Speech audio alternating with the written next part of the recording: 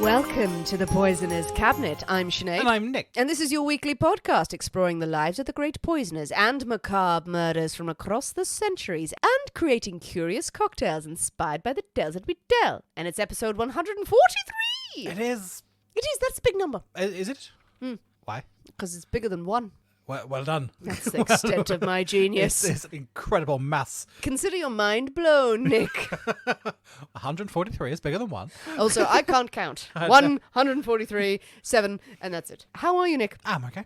Are you good? You feeling good? All Feeling right. good? Yeah. Bumbling along. No, very nice. Yeah. Looking at curtain samples. Oh, Very Nick's exciting. great interior design escapade Yes. is happening, people. And I think we need to document this. It's not that exciting. You say that, Nick. People have seen your Lego and they have had feelings. So Nick is going to redecorate the Poison's Cabinet cottage. Yes. That we live in the woods. And it's very exciting. I've been It is roped exciting. into many design decisions that I don't think I should have been involved in. No, you shouldn't, because you went, no, that's horrible. Sorry, there was one pattern you picked out for a curtain and it was shit. It was not shit. It was ghastly. It was bold. Bold is one way It of was saying bold ghastly. and potentially slightly over the top. Exactly. You asked me, is this too OTT? And I went, yes, absolutely. That was not the right answer, though.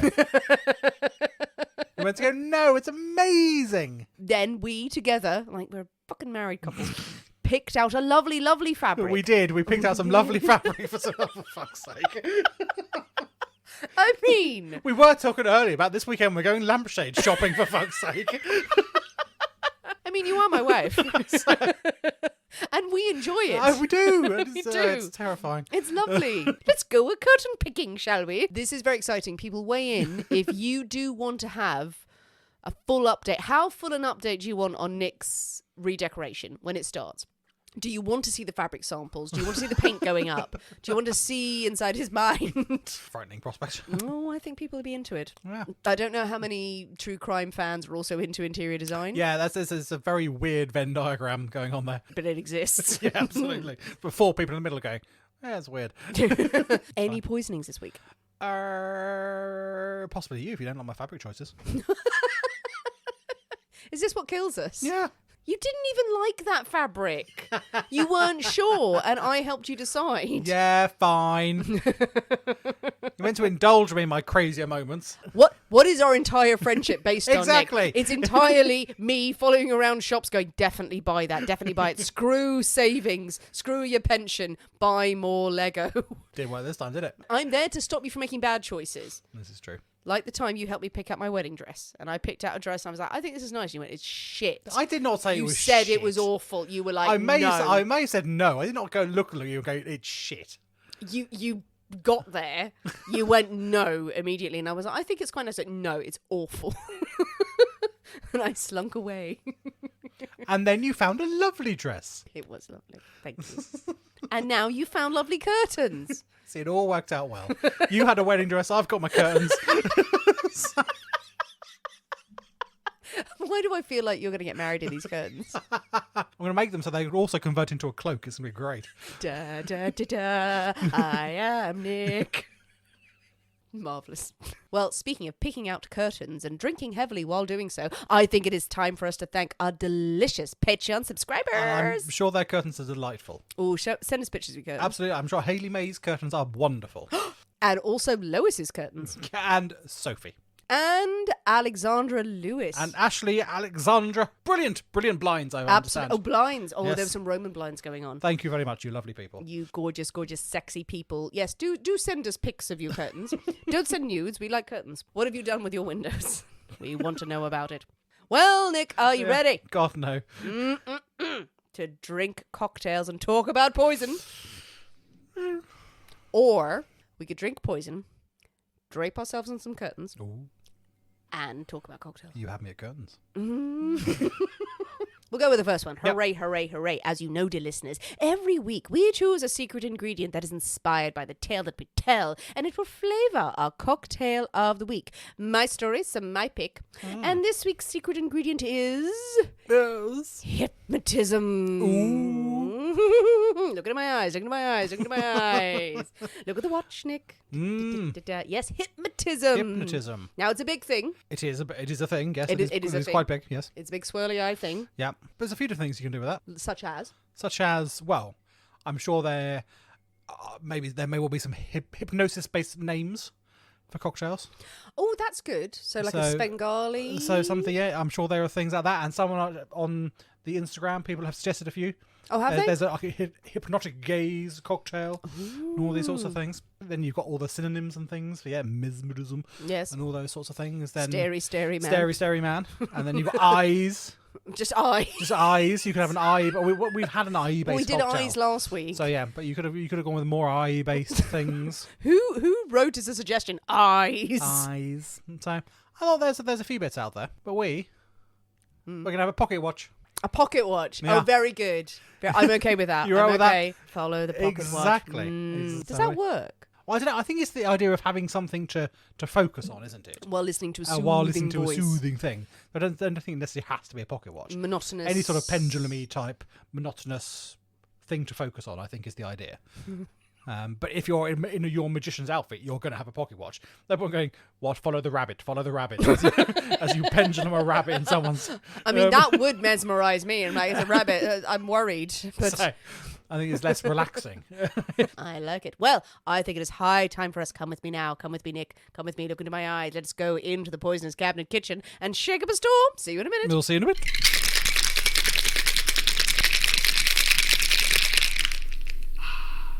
And we're back. Hello. Well, Nick, pocket watch. Pocket watch. It is neon. It is very neon. This is the most neon-y drink I think we've ever had. No, I wouldn't go that far.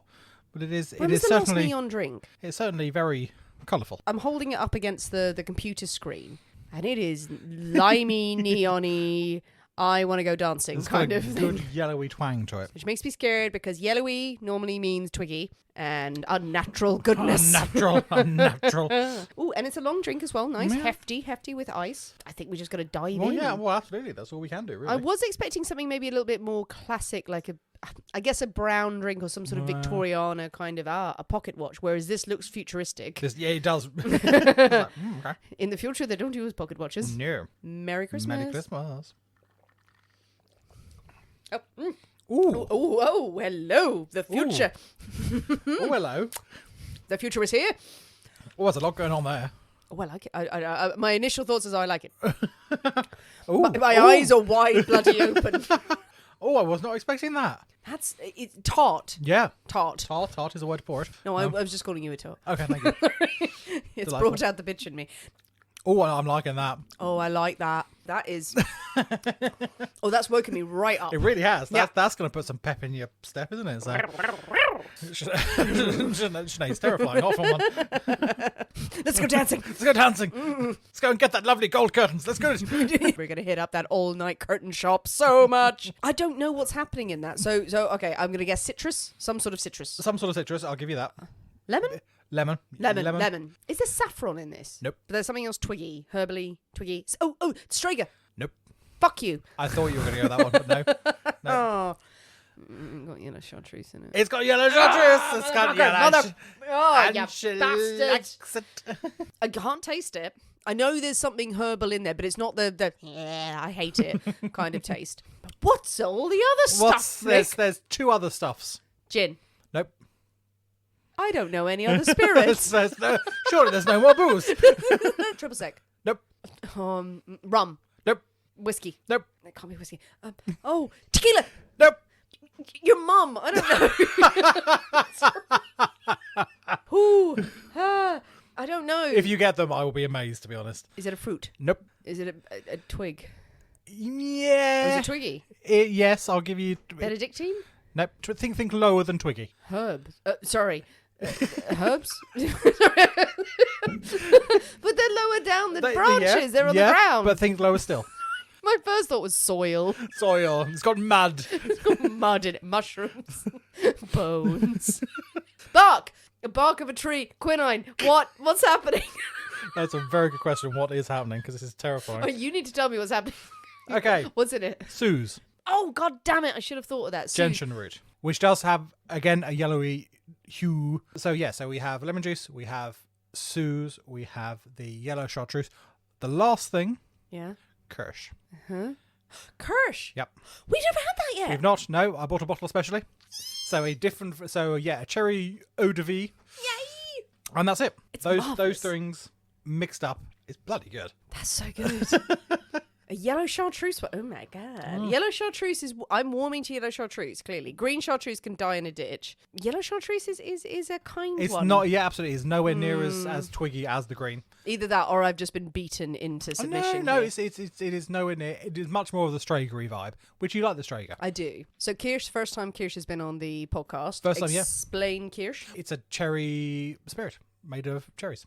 Brilliant. Yeah, I'm really good like that. We obviously the maraschino cherry liqueur is our favourite, and we use that an awful lot. This is something slightly different. So you'd have Kirsch in use it in cooking quite a bit. I think you use it a lot in cakes, like Black Forest Gâteau Yes. and stuff like that. Is doused in Kirsch. It's harsher in a way, Kirsch. When I think I've it used can be. Yes, I think it can have quite a. It stands up to cooking. Yes, absolutely. It's got quite a high alcohol content. Whereas maraschino is fruitier and floral, slightly more rounded and floral and sweeter. Whereas Kirsch, absolutely can be quite.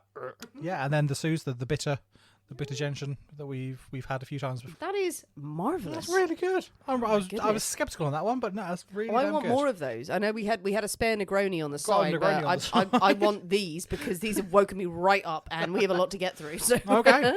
Well, with the pocket watch firmly in hand, swinging it along, Yeah. twirling it. You ready for a story, Nick? Oh yes. Wonderful. I have decided this week I was going to do a story. Okay. Had something in mind Yeah. for which hypnotism was valid. Thought, going to do a little bit of side research. Google exploded. Okay. To the point where, the case that I had in mind is not the case I'm doing anymore, but will be done in future. Okay. But, hypnotism is very much the theme of this week. Excellent. Much like you have somehow convinced me that yellow chartreuse is okay, Hypnotism. possibly from the power of the mind, these are some of the stories we're going to cover today. Now, normally we cover one case. You got more than one. We've got a little collection. Because this week we're going to ask, is it possible to use hypnotism to get people to commit crimes? No. Or maybe even murder? No. And can you get away with it? No. You'd be surprised, Nick.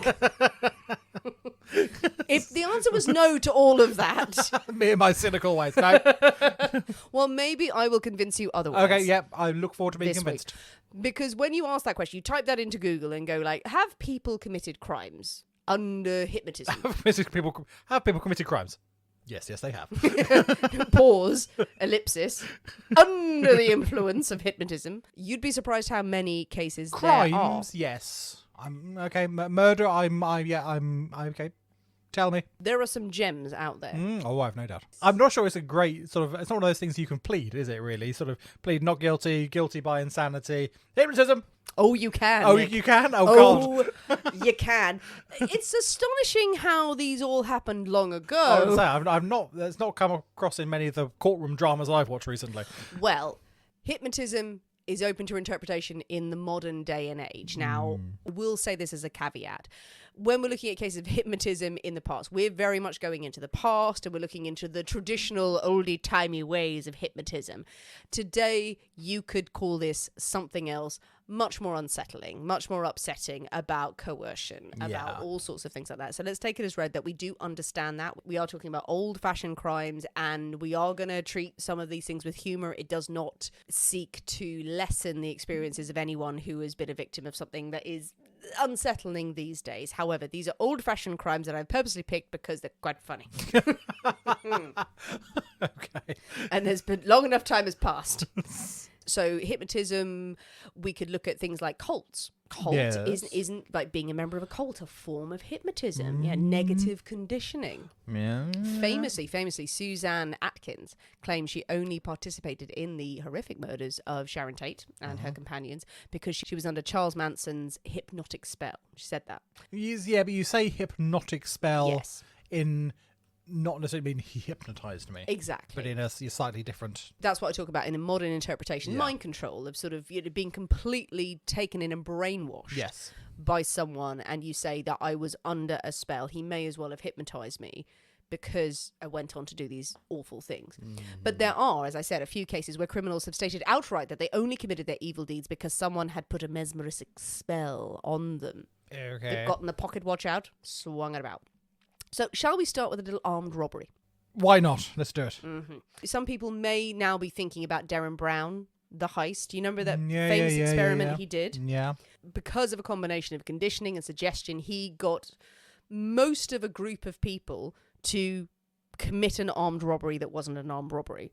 But it just shows the power of suggestion and the power of all of these kind of just like tricks of the trade that you can do to make people do your bidding. I'm not sure if it's actually referenced in the program, but there was a case in 1951 in Copenhagen where a man named, I believe it's pronounced Palle Hardrup, walked into a bank, held them up at gunpoint, demanded money, shot 2 employees and killed them. Okay. He made his escape on a bicycle. Practical. Quickly caught by the police, who were just running. Like, what's going on? Gave himself up in the streets, a little bit dazed.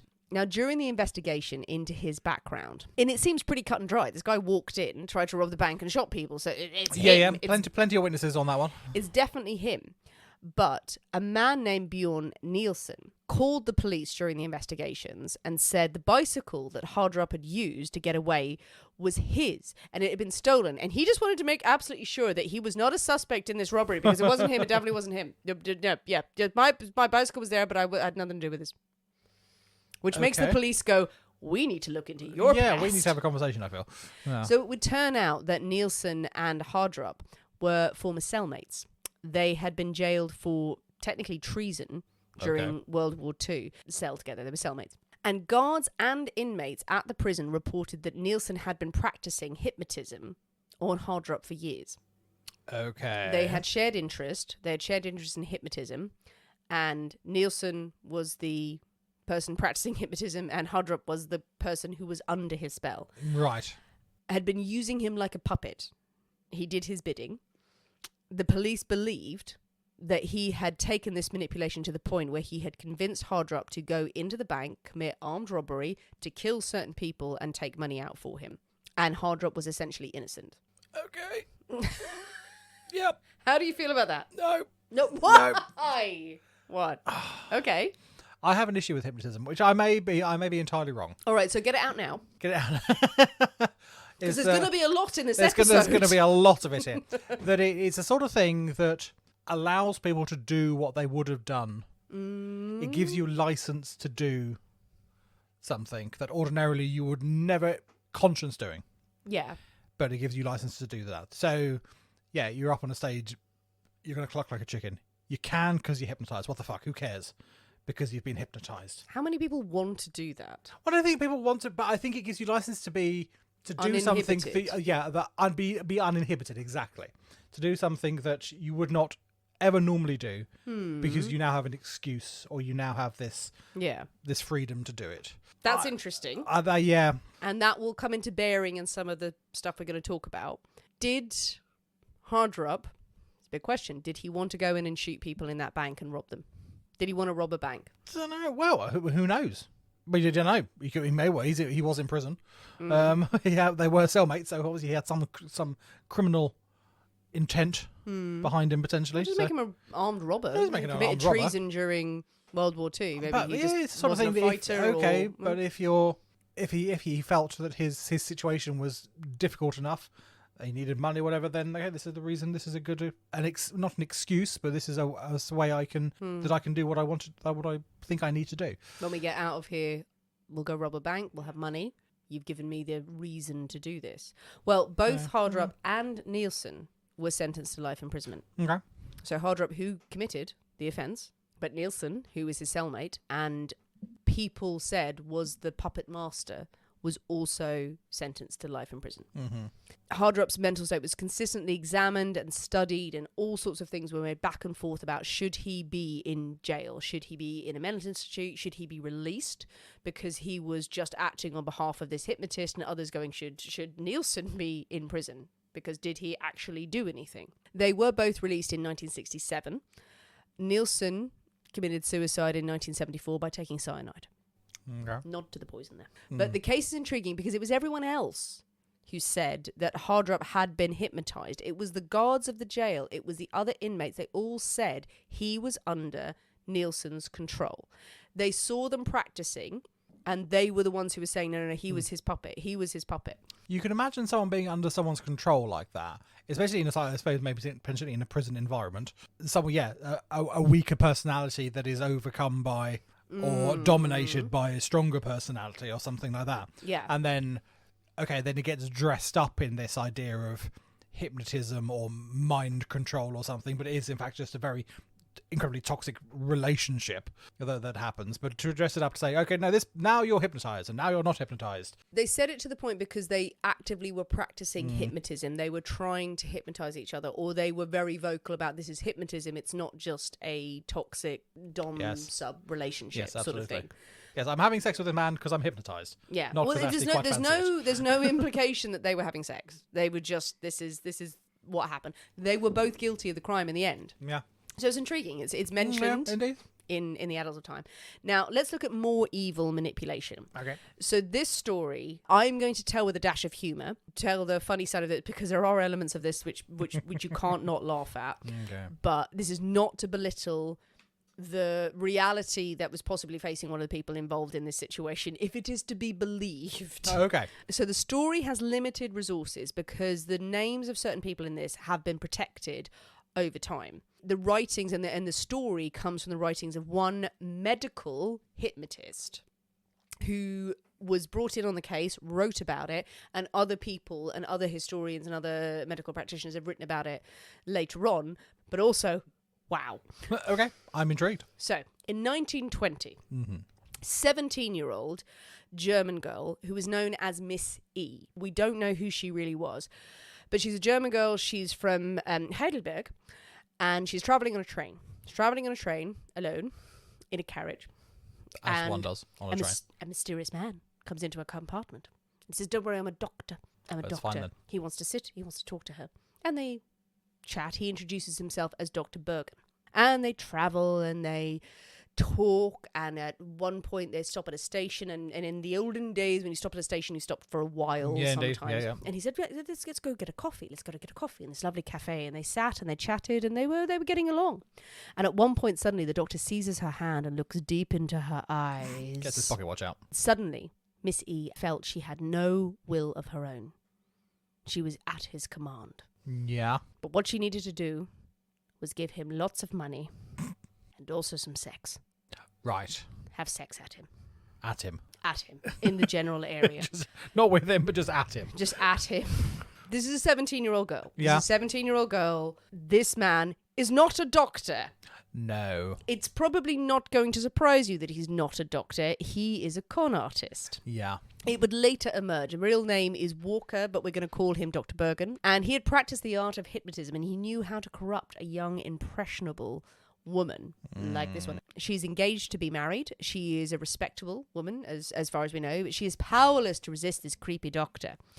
And he would build up a series of trigger words and gestures to get her to do whatever he wanted. Okay. This would go on for 7 years. Wow. Okay. During this time, she got it's a married. long old train journey. No, they got off the train. Let's go round the world. Around the world, yeah. Look at my eyes. Here we go. Around the world was the whole thing, the perpetual motion. She got married at this time. She got married to Mr. E. He's known as Mr. E.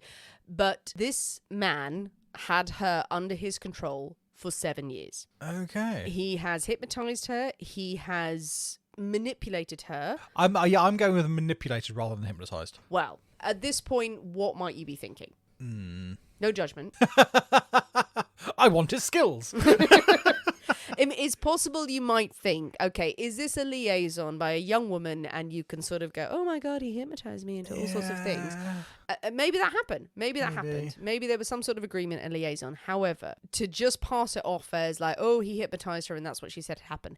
This case, as it was written out later by experts, was that she had no knowledge of what was going on with her, that this man had literally implanted in the same way that we can see with Derren Brown and people who are experts who are not trying to corrupt people but can show what con artists can do, was planting a series of trigger words in her heads and gestures and touches, which meant she would just blank out and forget what was happening. And that's a horrible thought. That is a terrifying thought. Yeah. For if you're being swindled out of money and also being used for sexual favours. Yeah. Which is a vile thought. Horrific if that was what was happening. So she is going through her life for 7 years. For 7 years this is going on.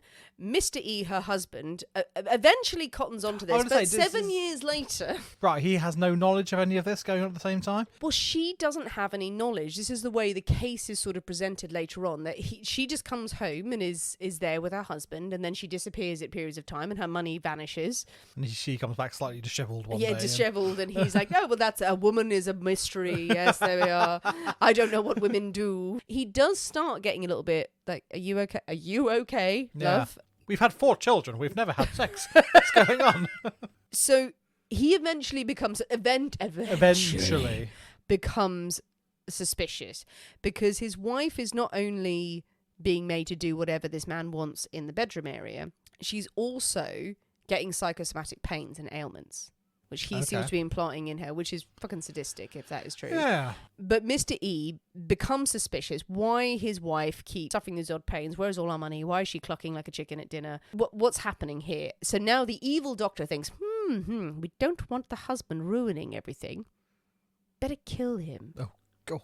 And let's have the wife do it. Oh. She's under his control. I'll just hypnotise him as well. Well, he may not be susceptible. Would you be hypnotized? The whole thing, isn't it, is that people who are hypnotized, it's like, you know, when you go to a hypnotism show, the people who are susceptible are the ones who can be coerced. So, husband, probably not. I don't know if the doctor ever turned up and just went, ooh, look at the pocket watch. And the husband went, this is weird. What's going on? It's a very nice watch. It's very nice. He's like, let's have the wife do it. And Dr. Bergen decides to implant instructions in her head of how to get rid of her husband. And what follows is a series of 6 slightly farcical situations where the wife tries to kill him by following the doctor's instructions like a robot, but fucks it up every time. Nice, okay. Missing things. So she buys poison for her husband from a furniture cleaner, and says to put it in his food, put it in the food in this sort of quantity, but she uses the wrong kind of spoon while she's automated kind of doing it. Then he's following her around all day, and she can't actually put the poison in the food because he's with her. She's like, you must be alone. And because he's with her the whole time, she can't actually do it. The doctor then tells her to shoot her husband, go and get his gun and shoot him in the head. So she goes, programmed, gets the gun, stands over his bed while he's asleep and fires the gun. He didn't tell her to put bullets in the gun. So she's just firing an empty gun at this guy's head. I don't know if he woke up at this time to see his gun just lot of clicking a trigger at him. Like, are we all right, love? Do we need to talk? She is told to cut his brakes on the motorbike that he rides, cut his brakes, and he gives her really specific instructions about what screw to unscrew, and all it involves is that the husband sort of falls off his bike, kind of, the his wheel motorbike. comes off as he goes yeah, down the he's road. like, oh no, oh my, oh. It's like, he's injured, but he's fine. Give him mushrooms, poisonous mushrooms. She doesn't give him enough. He just shits himself for a bit, and then he's like, what's happening? Put powder in his coffee. She looks at the powder. She poured a bit out because she's been programmed, do this exactly, but life doesn't work out like that. So all of these attempts are made on her husband's life without her apparently knowing. Okay. You are looking cynical right now. You have thoughts and feelings. But husband's not dead. Yeah, apparently not. Yeah. The doctor's like, oh, for God's sake. Now he doubles down and thinks, okay, this is becoming very suspicious. Yes, somewhat. I need to get her to kill herself. Okay, right, okay. So what we know he is doing is based on the latest psychiatric help that she receives, and she underwent to undo all of the hypnosis and all the programming. And she goes to the doctor to get a massive amount of sleeping pills, and the doctor's like, you seem very upset and not okay. I'm not giving you any sleeping pills, you mad woman. Good for him. Yeah, good doctor. There's all sorts of elaborate things about her when she's explaining this about like she's trying to kill herself, but people are around and they stopped her. She says that when she returned to Dr. Bergen, he made me feel dreadfully upset. He said I would die in terrible torment, that my whole blood was becoming pus. Oh. He said it would be better if I would kill myself rather than suffer through that death. He advised me to jump off the train when it was moving, but only when I was alone. He said such a death would be painless. I was convinced, and I firmly decided to carry this out on the way home because I believed myself to be terminally ill. But on the train, I got into a conversation with an elderly lady to whom I confided my misery, and she comforted me and drove away the thoughts of self-destruction. Right. Okay. Yeah. By this stage, Mr. E is like, something's not right Something's with my not wife. right. Yeah, you don't say. I Well know done, this mate. sounds fantastical. That's why I said there was limited resources, but it is from this one report.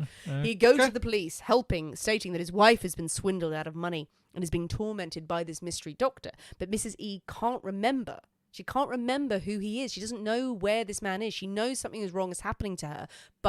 And this can happen if you have been conditioned. You're like, I know something's happening, but I can't say who it is or where it is. Yeah. She needs to have her brain picked apart, essentially. And the police do call in Dr. Ludwig Meyer, who was at the time a very respected medical hypnotist, who is able to work with her and is able to unpick this and slowly ascertain the whereabouts of Dr. Bergen, this con artist. They're finally able to get his description. They find out he has been arrested actually at the same time because he's been passing himself off as a doctor. And someone else went, no, you're not. No, don't Someone think who was so. not susceptible to his pocket watch. He is arrested. The case went to trial in 1936. Dr. Bergen was sentenced to 10 years in prison for larceny and practicing medicine without a license. Not attempted murder or anything Not like attempted that. murder, not rape, not coercion, not any of this. Apparently one of his assistants, named Alfred, also got 4 years, which is a little upsetting. Yeah. But that is a case that went to trial, that has been written about, and several other medical practitioners have written about it. I kind of was like, really? I mean, yeah, I'm very much thinking the same. I did look it up again and again, going, okay, but people Okay. have written about it, Yeah. and they've talked about it, and like, I have okay, no doubt. but really? However, it's one that's hilarious in some parts, but also a little bit disturbing. It's where very you go, disturbing. It's very disturbing. this could happen. But yeah, But what do you think? Because you're kind of I like, don't know. no. I'm generally very, very cynical Yeah. about most things. Okay, and that's valid. Yeah, I really don't know, because I've always been of the belief that hypnotism, you can't be hypnotized unless some part of you wants to be hypnotized. And I could be entirely wrong in my. Perhaps it's just me going, no, it's never going to happen to me. No, my brain is like iron. No. You're quite. I notice you're always quite fearful of that mind control thing. So, I think it's very unpleasant. Yeah, Yeah. It's a horrible thought. It's a horrible thought that someone can get into your brain. Someone gets into my brain. So I choose to believe that people can't unless there's a part of you that wants sort of relinquish that control. Anyone who tried to hypnotize Nick, I dare you. No, don't. No. It'll probably be- You will. They will destroy them. They will melt like the opening of the Ark of the Covenant. It will be the easiest thing ever. So I'm like, they haven't even got the watch out of the pocket, and I'm like, I'll do anything you I'll do want, anything you want. honestly. No, I think it'd be the opposite. I think a hypnotist would come in and they would walk out a broken person. My mind is warped. They're doing your bidding. Suddenly they're out buying ice for Negronis. I have an army of hypnotists by beck and call. No, I don't think that's true.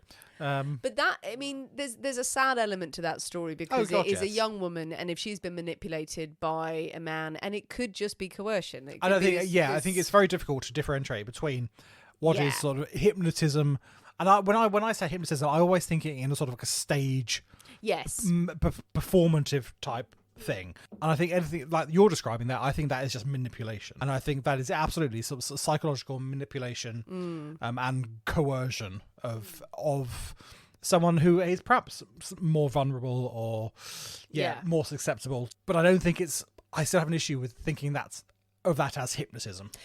It is, and I wouldn't have included that story if it wasn't for the whole piece about her trying to kill her husband unsuccessfully. Yeah. And that is recounted in detail, which is kind of pause for thought where you go, you know, is this as simple as some farcical film kind of setting where he said, go to the drawer and open the drawer and then get the gun and then go over and fire at his head and she didn't put bullets in. And you're like, oh, for God's sake, she can't do it right. Or is this her covering for various murder attempts on her husband. I guess it's me another one. It'd be really interesting to get.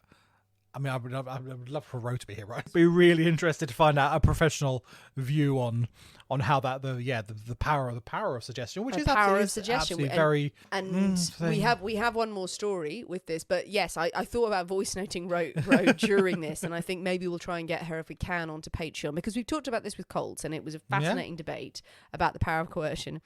But we do have one more story, a very famous story involving an excuse of hypnotism, but it is a good old-fashioned murder. Okay. And it has more than hypnotism involved that made me go, let's do this. But I think it's also time for a drink. Oh, I should think so. Now, when it comes to murder and mesmerism, we simply must discuss the Gouffe case. Must we? Now, I may be saying that wrong. No. It could be Gouffe. It could be a Gouffe. Gouffe. I quite like that. It has an accent over the E, so I'm going to do it. It is a tale of sex, murder, and alleged mesmerism. Lovely. So it is 1889, Nick. Sounds like a grand Friday evening. And we are in Lyon, in France. Oh, fancy. It's August. It's a hot day. Excellent. Hot, sticky. Hot, sticky. Are you just going to repeat everything I say? Yes. A road worker named Dennis Coffey is wandering down the road he just built, probably. Okay. I don't know if he just built the road, but he's a road worker, but he's walking down a road. Well done him. Admiring it. Research. Such beautiful workmanship. And he notices, as he's walking, big old oil sack stuffed under a bush by the roadside. No one wants a big old oil sack stuffed under a bush. No, and it smells. Yeah, it's messy. It smells pretty bad. It's big and bulgy and oozy. No one wants an oozy oil sack. Dennis clearly decides that he should poke about in it a bit. Well, it's ruining the look of the road. He likes his roads. This is destroying. This is bad press for roads. Exactly. No one will want to come to this road now if there's a big oil sack that smells. Gotta sort that out. So he just goes and rummages around and opens it up. Of course, he finds cheese. A corpse. A cheesy corpse. A cheesy corpse. It's pretty cheesy by now. A decomposing body. Nice. It is oozy. It is not good. The body is whisked away in buckets, probably, for an attempt at an autopsy. They do an autopsy. And the surgeon, who's puking as he's doing, oh, God, why? Finds that the body has been bound up by rope. Oh. And the victim, a man, had been strangled between 3 to 5 weeks earlier. Ew. So not too oozy, but oozy enough. Relatively oozy, I believe, at that point. In the middle of summer, in an oil bag, it's gonna be ripe. A ripe body. 2 days later, an old travelling trunk is found near to where the body was dumped. Clearly quite soaked with decay, with juices. Juices. Bears a shipping label from Paris. Oh, fancy. Yet still no one can pinpoint who this corpse was. There's no identifying features, there's no ID. What has happened to this person and who are they? They even had people come in to try and ID the body, and those people just faint. Those people were scarred for life. Just collapse on the floor, puking their guts up. Yeah. No one can identify this body. The corpse is buried after the initial investigations, and they think, okay, fine, the case is closed. But the Parisian investigative unit have a suspicion as to who this corpse might be. They persist during the autopsy, do all these things. They're the people who send in the people who try and ID this body because they think they know who it is. And all the people come away going, no, I don't know who it is. Yep. But 3 months later, they manage to get hold of an expert criminologist, a man named Dr. Lacassange. They dig up the body 3 months later.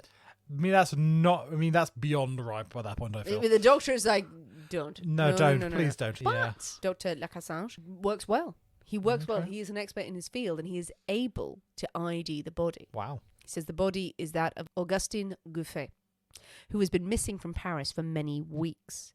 How do you do that? With just bones and gloop? Well, it's bones and gloop, but hair. There's still some hair. Okay. And they have a hair sample from Augustine's comb. Ah, cunning. That they're able to match up. And old medical records of a back injury, which they're able to match up with the corpse. This is a good doctor. Clever doctor man. I mean, everyone there was like, no, there's no way of seeing him. He's liquid. And then he just comes in. He's like, I'm from Paris. And I have my Parisian ways. So they have a name for this corpse. Now, Gouffe had been a wealthy, respectable court bailiff in Paris, was well known in the area, and there had been, hence, great interest in his disappearance. Now, he was a widower. He was raising 2 daughters, respectable man, good career, known to many. And he was also known as being quite the ladies' man. Oh. Quite the romancer. Oh, indeed. Quite the shagger. Okay. I shit you not, the month before he had died, he had shagged 20 women. Wow, that's impressive. Yes, and we have that fact. I don't know Yeah, how. I mean, how? That's also another question. I mean, was there? How did he shag 20 women Was in a month? there a diary or? The police were asking around, and that's all people said. Wow. Okay, well, They were like, okay. "Do you know Auguste?" Oh yeah, he's been knobbing everyone. Yeah, absolutely. Yeah, 20 women in a month. Monday to Friday, he had weekends off. I mean, yeah, but wow. Okay. Good for him. He was known as just a serial womanizer and having quite the prowess. Also, it would seem. That women came a running. Yeah, absolutely. Every week. Yeah. So, yeah, no one knew anything about his rest of his life. They were like, oh, he shagged loads of people. He's really good in bed. It must have been because of the police to have noted this. It means everyone they spoke to was just going, wait. Yeah. So there we go. He's shagging his way around Paris. Well done, him. And he stopped for a moment and people went, what's going on? Our wives are safe. I mean, it gives you a lot of potential motives. It does. If he's shagging half of Paris, then there's going to be the odd husband, one would imagine, who's none too pleased about such a thing. Yes, I can imagine. Yeah. So you're thinking husbands? Well, I think a it's jealous lover? A jealous husband. It transpires the day before he vanished. He had been spotted in the company of one Gabrielle Bompard. Mm-hmm. Now, Gabrielle grew up in northern France, had a bit of a miserable childhood. Yeah. Her stepmother did not like her much, didn't want her hanging around. Wealthy family, she was educated, but the stepmother just didn't want her hanging around, so she was packed off to boarding schools. She was packed off to convents, and she'd act up. She wasn't a terrible tearaway child, but she didn't get a lot of attention, so she was acting out. And she'd be sent home and then sent straight off to another school, to the point where she was actually put into a corrective institute. Oh, wow. Okay. At the age of 20. That's very dramatic. Yeah, that's dramatic. So whether that's from her behaviour or from the family going, ugh, you're around. Yeah. I mean, convents and schools at this point are not known for their lackadaisical sort of how jolly environments. To go from there to a corrective institute must have been pretty harsh. And that was there in the Corrective Institute. It was rumoured that she underwent quite a lot of hypnotherapy. Right. Quite a lot of hypnotherapy to correct whatever they seemingly thought was wrong with her. Well, she was a girl. She was a girl. So Stop being a girl. Stop it. Yep. Stop it. Hypnotise her periods away. Absolutely. That's it. You're hysterical. Stop it. Your womb trying to climb out. When she was finally let out of this institute. When she was a boy. When she was... when she'd fashioned a penis... She was let out and she headed straight to Paris like, ugh, I am going to live the high life. I'm going to be away from this horrible family. She described 4'8" she was. That's quite wee. Waif-like. Yeah. Tiny little waif-like, beautiful young lady. Lady. Sorry. A beautiful young lady. She was a lady. She was a very beautiful young lady. I got into the accent too much. She was waif-like, a beautiful young lady. She was. So she went to Paris. Don't know where she's from at this point. Or where I'm from, actually. She's fine. I've lost my mind. She goes to Paris and she wants to live the high life. And she, of course, attracts the attention of lots of lovely gentlemen. She is out on the Paris scene. This is 1889. Ooh, glorious. La Belle Époque. She is there. She is on the scene. She meets a gentleman named Michel Hérault, who is in his 50s. So a lot older than her, but it's going to have a bit of cash behind him, one would imagine. Pay for loveliness. Oh, absolutely. No, he's married. He speaks several languages, though. He's very artistic. He wants to take her out. He wants to sit on the Paris scene. He's not the most reputable of men. You know, maybe he has slightly shaded dealings and everything, and he doesn't go home to his wife a lot. Yeah. But he woos Gabrielle with wine and many, many words in many languages. Yeah. Maybe just one word in many languages. Sex. Sex, cash, shiny things. L'argent, le vin, le sexy sex. Le sexy sex. Oh, Oui. Oh oui, monsieur. Oui, monsieur. Voulez-vous coucher avec moi ce soir? The two become lovers. So that is Gabrielle's story. But both Gabrielle and Michel are known in the neighborhoods and the cafes that Gouffe frequented. But on the night that Gabrielle met the bailiff, She was rather upset. Oh. Her and Michelle are broken up. They're broken up. She's very, very sad. She needs some comforting. Oh, and Gouffe, he's going to have a reputation. Oh, she knows about his reputation. Absolutely. And she makes it very clear in the street that she knows. Would he like to come back and prove just how good he was? Oh, yeah, she'd heard about his sexual prowess. And she'd like to invite him up to her place to show her his skills. Skills. Yes, here's the skills. He goes, okay, Okay, fine, go on then. 100%. So they arrive at Gabrielle's little apartment, her salon. She slips into a silk dressing gown. Fancy. Yes. He reclines on a chaise longue. She sidles up to him, pulls out a silk scarf, teasing him, wraps it around his neck. A little bit of role playing there. Oh my goodness. I'm getting all flustered here. Slips the scarf around his neck. And Gouffe finds himself being rapidly hoisted up into the air. I mean, some people like that. Some people pay good money for that. Dangling on the end of a hook. He had not consented to this. Okay. And the hook is also under the scarf, under his neck, and he's being hanged. Yeah, that's less. Well, yeah. You were like, oh, wait a minute, no. He's not being hoisted up by some handcuffs. Some people have paid for a lot worse.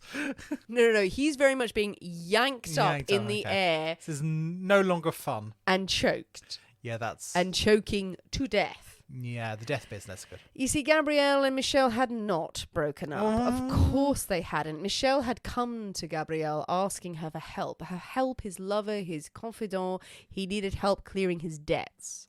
He needed He needed her to help him find a big fat rich guy. Okay. That they could seduce and kill. Right. Okay.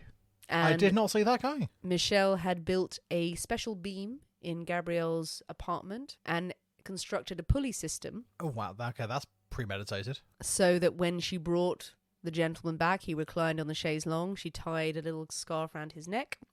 The guy put a hook under the scarf, hoisted him in the air to hang him. You're going to do that? I mean, this doesn't sound like a one-off. if you're building infrastructure into your house... It's to sort of facilitate murdering people. It's quite Sweeney Todd, but really reversed. Up is. in the air rather than down. It is. It's got very. Yeah, that's dedication to your art. Now, during this, it is alleged that Gouffe, he's hanging there. He fell down at one point. He crashed to the ground, and Michelle finished him off with his hands by the neck. Obviously, not. Sorry. Okay. Oh, come on now. Come on. Let's get our minds out of the gutter. I'm sorry. They're in there for sexy times. Michelle comes up from behind. Finishes off. So, no, you walked right into that one. He suffered a little death. Yes. He strangles him. He bloody strangles him on the ground. Rude. But he's dead. He's bloody dead. He's dead. He's had a great time, but he's dead. I wrote that down. Finishes him off with his hand. His bare hands. So he's dead. He's dead. Fucker's dead. They strip him of his money. They shove him into a bag and they shove him into a trunk. A trunk they've bought especially from London. So no one will trace where it's been bought from. Okay. They shove him into the trunk. And then... that night, Michelle goes back to his wife, and Gabrielle has to stay in her flat with the dead body. Like, Okay. Michelle's wife commented that he didn't snore that night. Slept very peacefully. Right, okay. That's a weird thing. That is a weird thing, isn't it? Murdering makes me not snore. I know. You think snoring isn't that a sign of good sleep, or just that your airways are blocked? I think yes. That cleared my sinuses right up. Yeah, absolutely. Clear the sinuses. Good bit of murdering. Oh my God, is murder the key to cleaning my sinuses? Maybe. I mean, I'm okay without it, but but there are points where I'm like, I'll try anything. But yes, the next day they travelled by train to Lyon with the trunk, transporting it there. They get to Lyon, they pull the trunk along. The trunk is beginning to smell. It's not good. It's August, so they jump the body out of the trunk on the road near the river, dispose of the trunk further down the road. It doesn't seem like it's well thought out. They just go, fuck No, it. why would you put the body out of the trunk and then chuck the trunk The in the trunk river? is probably conspicuous, so they're probably not thinking this through. Oh, okay. You're Yeah, 300 miles from Paris, so they're going to think this is not going to be traced back to it. So and he's in a bag, remember? Yeah. So they shove him under a bush and they go, get rid of the trunk down the road. I'm assuming this. Maybe they had a much more well thought out plan, but no one thought of it. Bit of shopping, take the trunk home. Oh yeah, ready for the next one. Oh no, they just left the trunk there, further down the road. No one drippy. will draw this. Yeah, it was quite drippy. Apparently. Yeah, so I leave that. So there you go. So the body disposed of, the couple fled to America. Wow, okay. And they were successful in getting over there. They go to Dover first with Gabrielle posing as Michelle's son. She poses a boy. Okay. Cuts her hair. So sexy boy. Yeah. By the time they're on the transatlantic crossing, she's his sister or his daughter, but she's a girl again. Yes, yeah, she's okay. So when they're traveling, the plan is to head for San Francisco, where she has family, and they're going to shack up over there. But Michelle clearly has developed a taste for murder. So on the voyage, they meet another man who falls for Gabrielle when she's a woman. Michelle is like, he's rich. We can do the same thing again. Slightly more difficult to dispose of the evidence on a boat. Well, not more difficult, but more difficult to get away with it on a boat, I feel. But Gabrielle has fallen for the new boat. So she manages to ditch Michelle when they're in Canada. Okay. Flees with him back to Europe and heads back to Paris. Heads back. All over the place. During this journey is telling him what she has done. And he's like, okay. Yeah, wish you hadn't told me that. Yeah, but he sticks with her.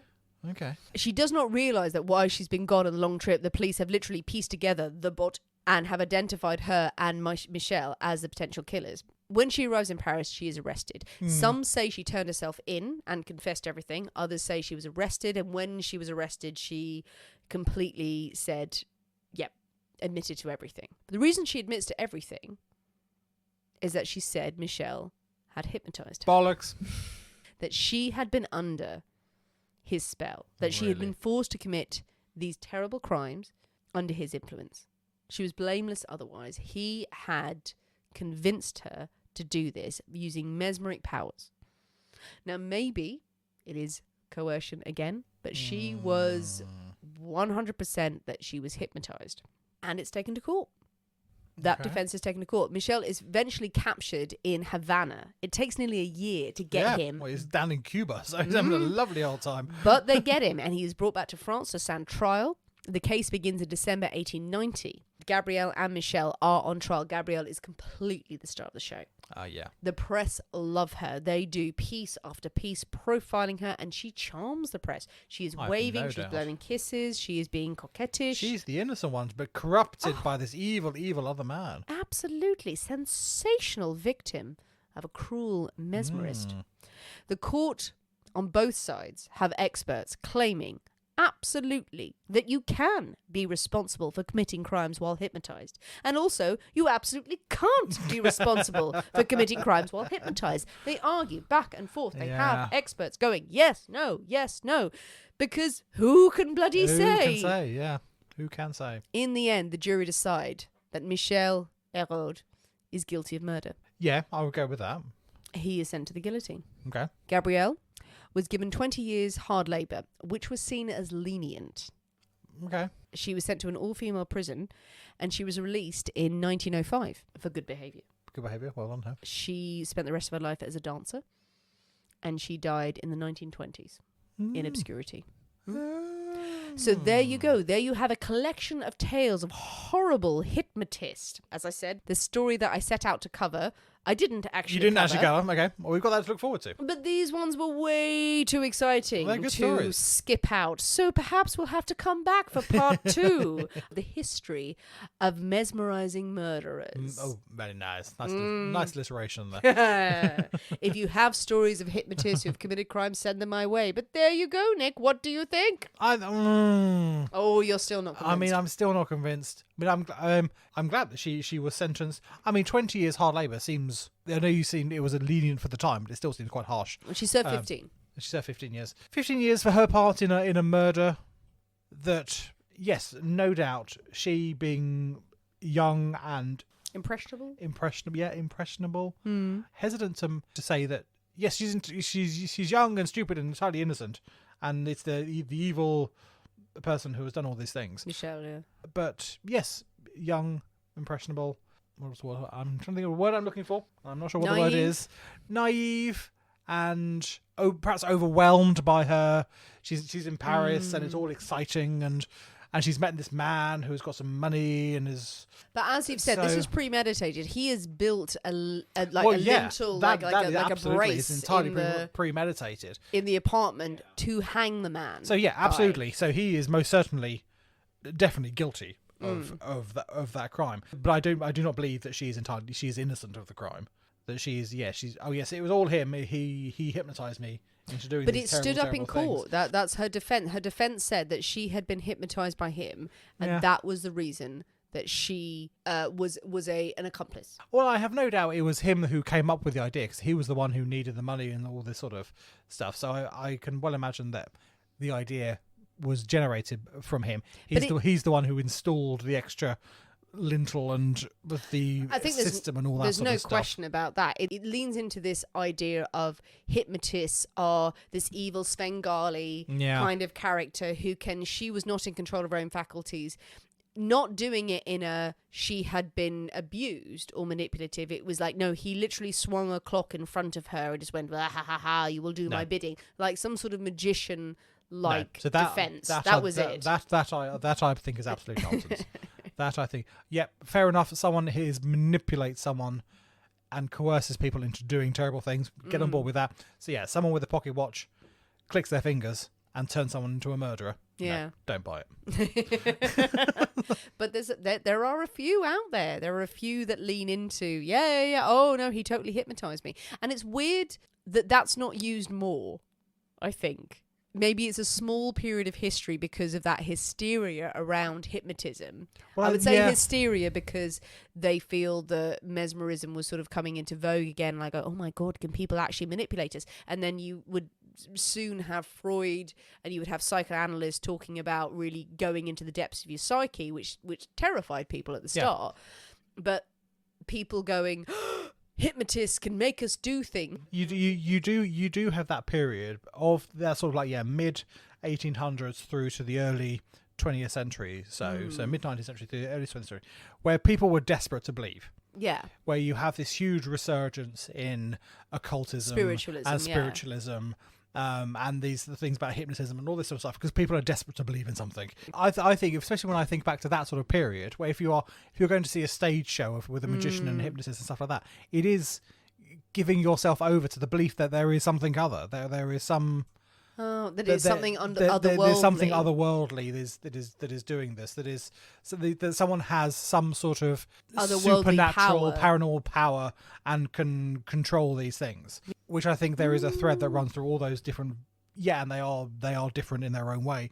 But I think there is a common thread that runs through those. Yeah, that's a valid point. That maybe people were like, oh yeah, he has a power that we don't know about. There's very few cases where we can blame ghosts in history. There are a few, but just to say he hypnotized me. Yeah.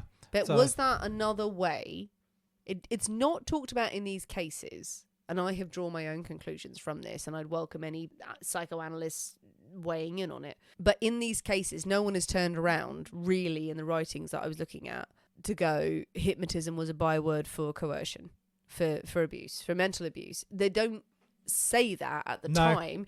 It does seem to imply that no, they thought these were mesmerists. They thought they were magicians. Absolutely, and at the time, I well believe that absolutely, and I think that is absolutely because I think and wouldn't you use that excuse if you could? Well, yeah, absolutely. I think the idea of that sort of psychological coercion and manipulation things wasn't really established at that time. I don't think there was a thought of possibility. So it was construed in this sort of slightly magical, otherworldly sort of terms that someone had this power that they could control people.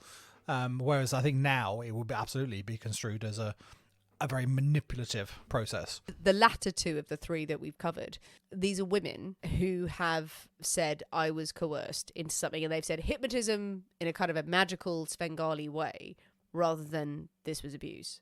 Yeah. The first case is two guys in prison, and you've touched on the fact that maybe there was a different dynamic there. Yeah, absolutely. But people saying, no, they practice hypnotism. That must be, that's really weird. But that was in the 1950s. Yeah. No, I still go along with that one is two men. But I think the most likely, and this is me in my soapbox of psychoanalysis that I know nothing about, but thinking that it's just a very Toxic toxic power dynamic between a very dominant character and someone who's probably very submissive and needing that affirmation and that control from someone else. So I think it's just a very it's the same thing. It's fascinating that was brought up in the case of that the hypnotism was a reason for it rather than let's talk about what may really have been happening there. Yeah, absolutely. Yeah. It's interesting. Yeah, it's an interesting one. It's a good one, and you look at these cases and think hypnotism, and there's all this Svengali mystery, and really when you pick into it, you go, with the benefit of hindsight. Yeah. However, fascinating cases. Definitely. Really crazy ones. There are more to cover, and darling listeners, you may know more hypnotism crimes that we should tackle. So what do you think, people? This has been one for debate. We've been debating the whole way through. What do you think about the old crimes that we've covered and the hypnotism arguments that people have put across? Do you believe these people genuinely believe they'd been hypnotized? Do you think that there was any credence in the idea that you can be hypnotized? And hypnotism is still practiced today. Do you think it's possible? Have you experienced it? Well, yes, that'd be interesting.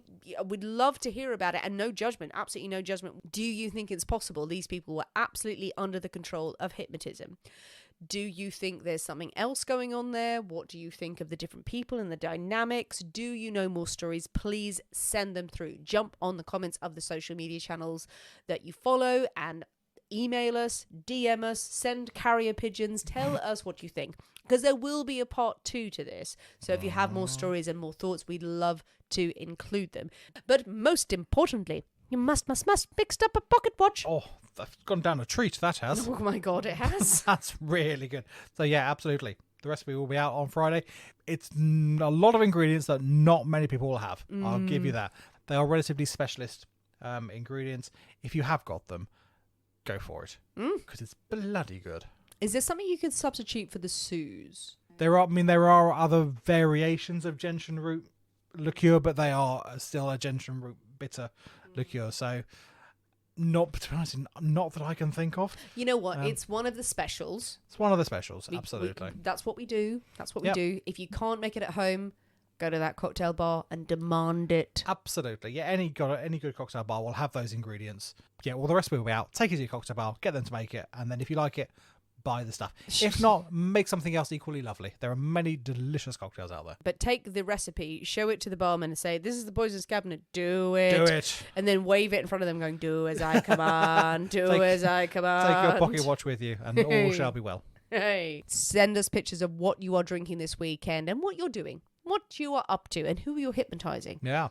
And please leave us a review on Apple iTunes if you haven't already. Thanks for listening, guys. We have been the people inside the poisonous cabinet. We will see you next week. And remember, your loved ones are trying to kill you. Bye.